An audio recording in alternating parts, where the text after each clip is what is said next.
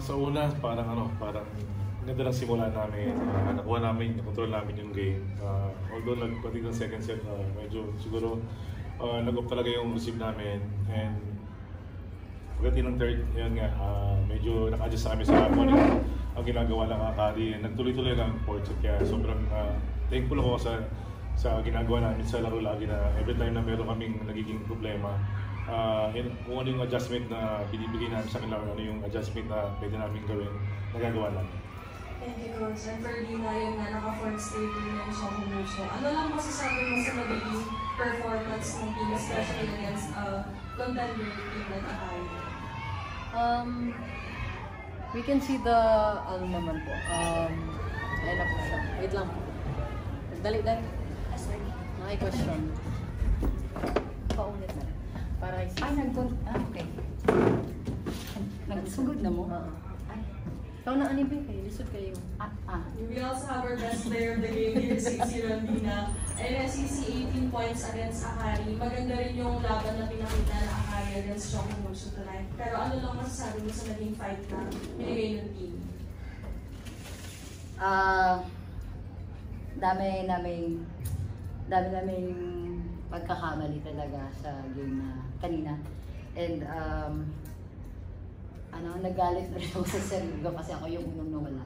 Pero ayun, papasalamat ako sa mga kasama ko sa tiwala ang binigay. And ayun, team effort naman yung kanina, and lahat gigil na rin talaga makabalik. And ayun, nailabas maganda, and personally binigyan ko na lang din ng kumpiyansa yung sarili ko na makabalik din kanina. Yeah. Thank you, CC. Yan, Dina, fourth straight win for the team. Tapos maganda rin pinakita ang laban against Akari. Anong masasabi mo? Ano masabi ko sa Akari? Sa naging performance ng Chocomucho. Yun nga, sabi ni Coach, maganda nung una, pero nung pagdating ng second set, I think nag-lax kami, pero team effort talaga, kasi ito nawala, ako nawala, isa nawala. We were trying to be patient with each other, and we're really trying to help each other. So yun naman yung sa amin pag isa yung nawala, kami yung tutulong sa kanya para mabalik. Team effort, and we're glad na nakuha namin yung panalo. Thank you. The floor is open for questions. For Nina, as a setter, ano lang yung nakikita mo magandang ginagawa ng team na nagresulta dito sa 4-game winning streak?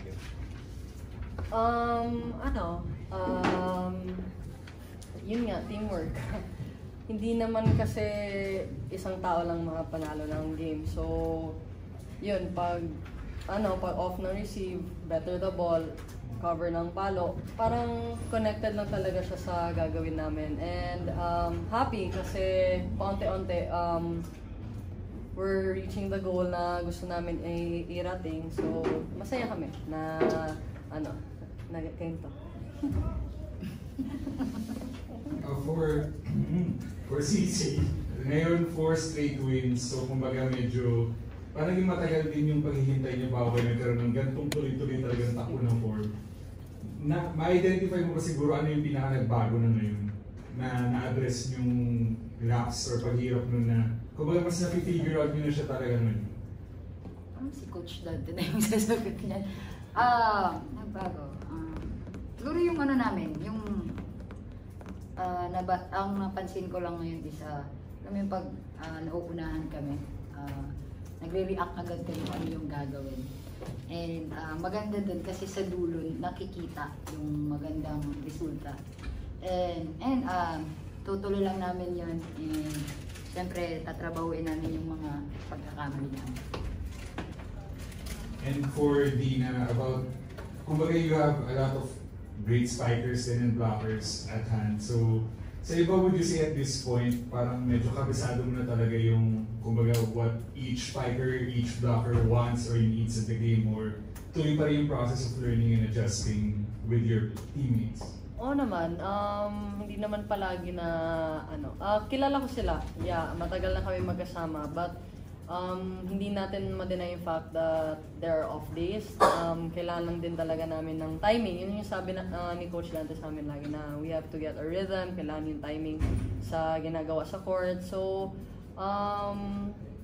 advantage siya na matagal na magkakilala, pero I think kailangan din namin malalaman kung kailan at anong gagawin at this situation.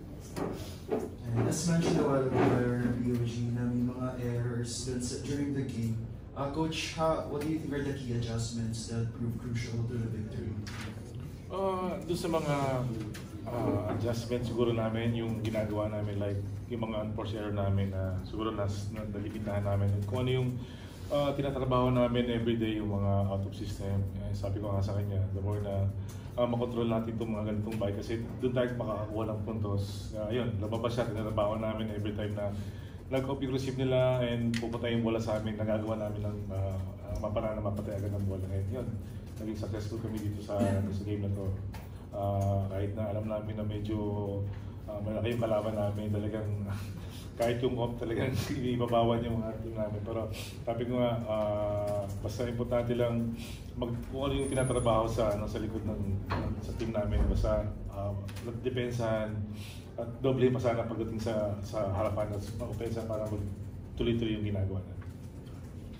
Coach, more minutes ngayon for less compared to mga previous games. Siguro, kaya kalaking bagay lang din ba na, slowly but surely dumadagdag na yung kumpiyansa niya complete for the team, lalo na medyo patapos na sa preliminary. Sa akin kasi una, ayaw ko talaga siyang maduruin kasi alam ko, player din ako na nakita ko yung hindi mo pwede na nanggaling ka sa ganung sitwasyon. Sabi ko nga, makita ka muna sa training kung talagang magiging okay na yung galaw mo pagdating sa laro kasi ako rin naman ang magiging pupuntahan kung pinili ko siya maglaro na hindi pa talaga ready. And ngayon, nakita ko nung last 2 weeks na talagang anytime pwede na siyang gamitin. Kaya sobrang thankful ako kasi nag-deliver din naman siya. And although nung bandang huli may mga sitwasyon lang akong kailangan mapalitan siya. And so, sa mga susunod na game, mas magagamit ko pa siya kasi alam ko na anytime na may mga maging struggle yung mga activity namin, nandun siya. Coach, yung next game niyo will be against Nextech. Kakagaling lang din nila sa first win nila. So, paano lang yung magiging mindset ng team heading into that game?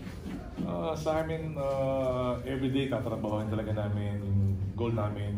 And kung ano man yung sinukalaban namin, siyempre nirespeto namin sila. Kailangan namin sila pag-aralan, paghandaan. And siyempre, ulitin ko, yung every time na pupunta kami yung mindset namin, manalo ng manalo. Thank you, Coach. Thank you, po. Salamat.